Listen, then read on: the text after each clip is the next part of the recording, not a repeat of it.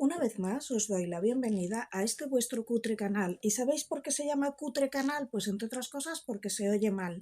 Si queréis que me compre un micrófono de podcast ideal que valen una pasta gansa, pues dejadme dinero aquí y con el tiempo compraré uno. Pero además os recuerdo que tengo una enfermedad autoinmune, que por eso estoy tosiendo todo el rato, y esta enfermedad autoinmune nos va a venir muy bien para hablar del tema que nos ocupa. ¿Qué tiene que ver Pedro Ballín con el linfoma de Rafael?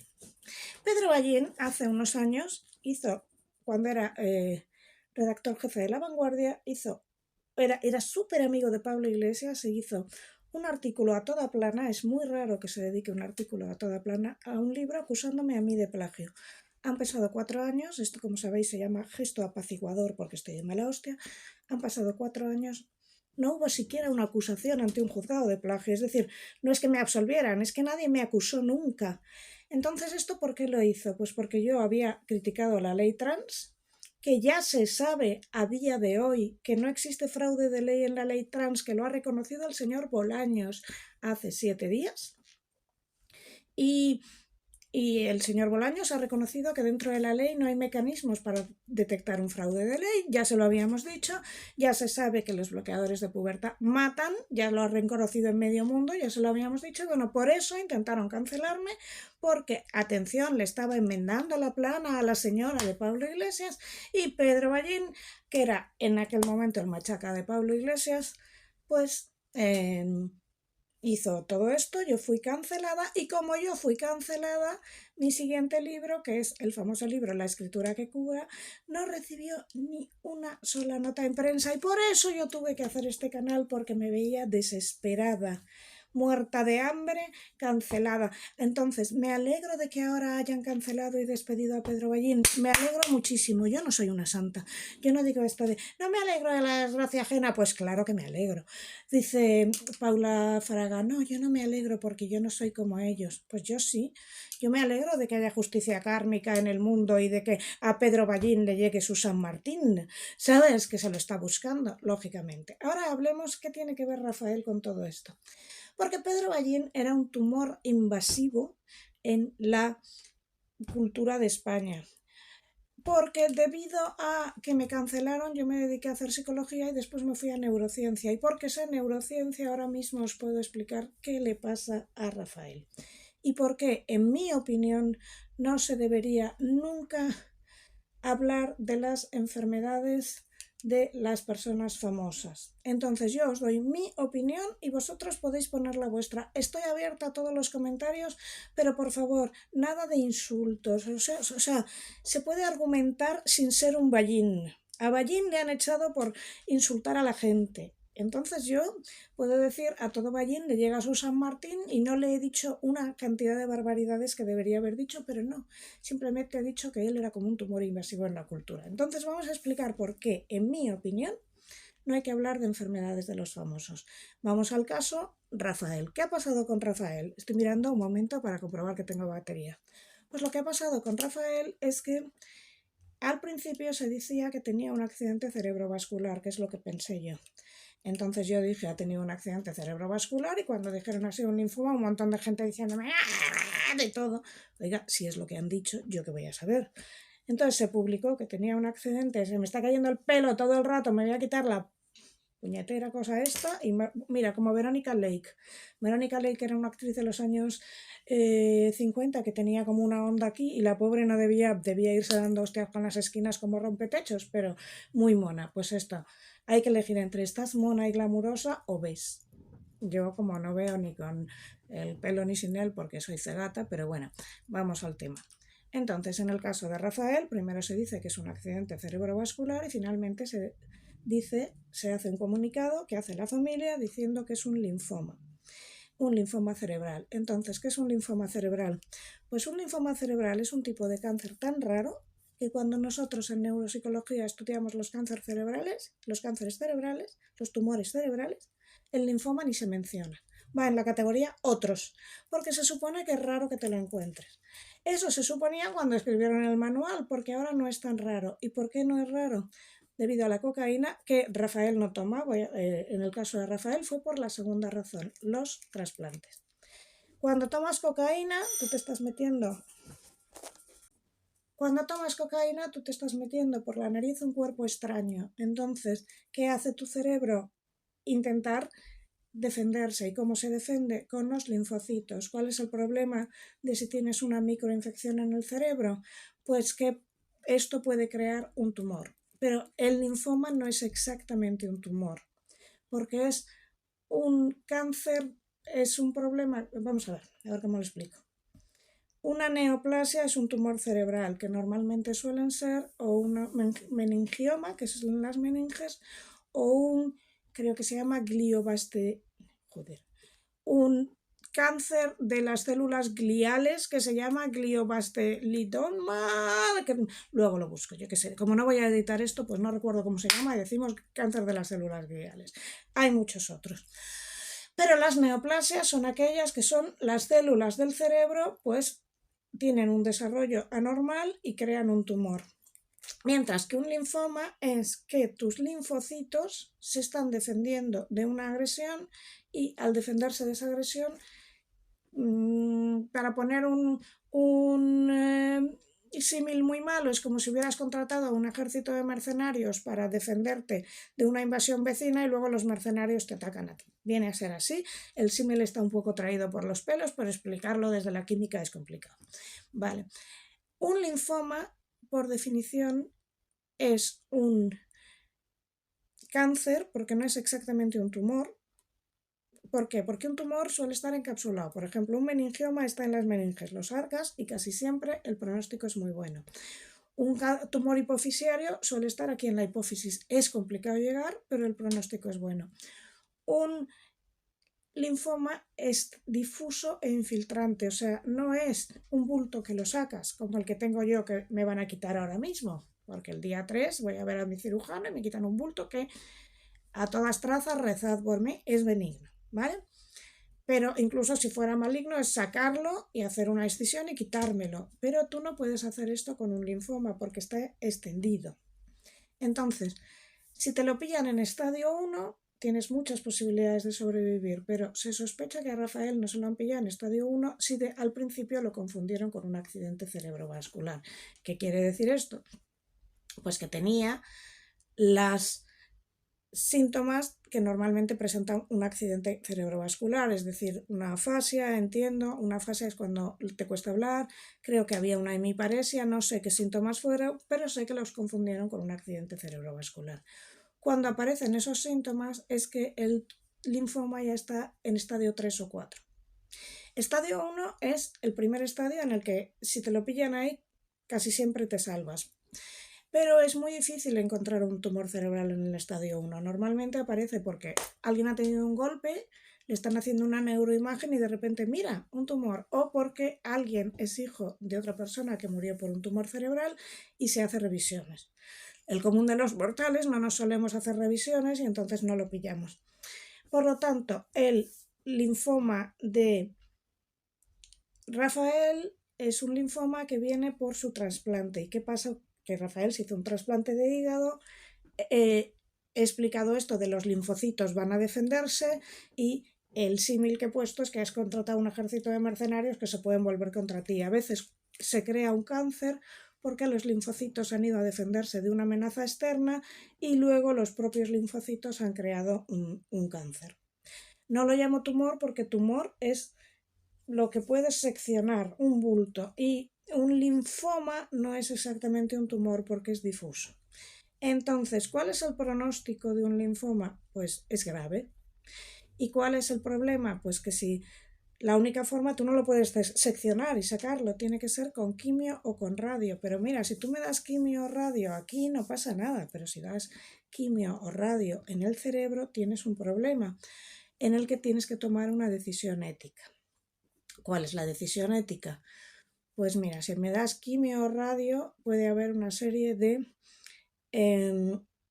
efectos secundarios, por ejemplo, afasias, es decir, que yo me quede sin poder hablar, por ejemplo, hemiparesia, que me quede una parte del cuerpo paralizada, por ejemplo, ceguera. Entonces tengo que poner aquí cuánto creo que puedo conseguir y cuál es el riesgo. algunos casos, por ejemplo, si la esperanza de vida son 6 meses y le vas a dar 2 meses más, en general se opta por no hacer quimio ni radio cerebral. En otros casos hay que verlo, porque una esperanza de vida pueden ser hasta 10 años. Hay que dejar una cosa clara, un linfoma no se cura. Lo que se puede es extender la esperanza de vida hasta 5 años o hasta 10 años más. Entonces, si tienes un paciente de 80 años, pues tendrías que sentarte a hablar con la familia. Entonces, ¿qué pasó ayer? Que empezaron a llamar a un montón de oncólogos y de hecho en Ahora son soles se llamó a una oncóloga muy buena. Es muy conocida esta mujer, se llama Elizabeth Arrojo, creo recordar, y tiene un currículum excelente, pero creo que ella no se atrevió, por razones obvias, a decir la verdad y suavizó mucho el tema. Y esto le llaman el efecto de avance, que creo recordar que el efecto de avance lo descubrieron 2 investigadores que eran pareja y por eso o lo definieron, Rasonov y Rasonov. Rasonov él y Rasonov ella.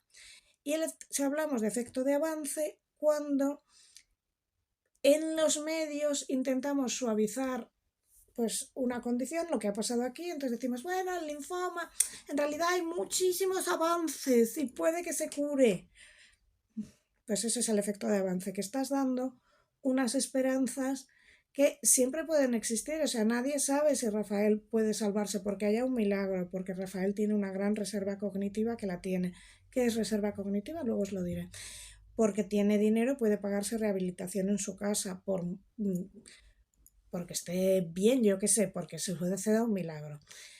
O porque lleguen avances en medicina en este tiempo que sofistiquen la radioterapia y la quimioterapia a tal nivel como que para que puedas ser tan preciso como para que no haya efectos secundarios. Entonces, ¿qué es reserva cognitiva? Reserva cognitiva es que cuanto más has estudiado y cuanto más has aprendido, tu cerebro tiene más recursos. Cuanto mayor reserva cognitiva tienes, menos te va a afectar un cáncer. ¿Y por qué sabemos que Rafael ha estudiado? Pues porque se ha aprendido, no se sabe ni cuántas canciones, que eso es estudiar, se ha aprendido la letra, se ha aprendido a interpretarlas, aprender a cantar bien, esto requiere mucho estudio, aprender a sincronizar con una orquesta, esto requiere mucho estudio, y aprender a cantar en inglés cuando no lo hablas, ya ni te digo. Pero, ¿cuál es el problema que estamos hablando? Que en mi opinión no se debería hablar de la enfermedad de un famoso. ¿Por qué? Porque del momento que hablan, Rafael tiene un linfoma, todo el mundo se pone a hablar de linfomas. Me he encontrado no sé cuántas páginas explicando lo que es un linfoma y en todas se suavizaba la situación porque estamos hablando de Rafael y no queremos decir que el pronóstico es grave, y se crea el efecto avance, es decir, hay un montón de telespectadores, de personas que siguen internet y demás que van a creer que un linfoma es algo mucho menos grave de lo que realmente es y mucho más normal de lo que realmente es. Un linfoma supone solo el 3% de los cánceres cerebrales. Y los cánceres cerebrales suponen a su vez, no recuerdo si el 10% de los cánceres. Es decir, un linfoma cerebral es una condición extremadamente rara, ¿vale? ¿Y qué tiene que ver esto con Vallín? Pues porque si un linfoma es un cáncer que se infiltra y se extiende.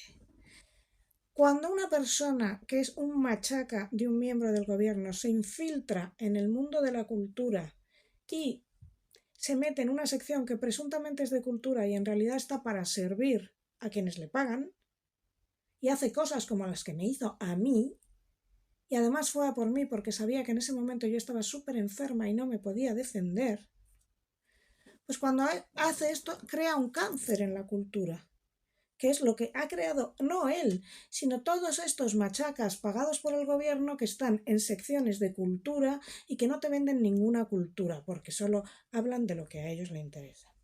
Por lo demás, querría decir una cosa más con respecto a Rafael.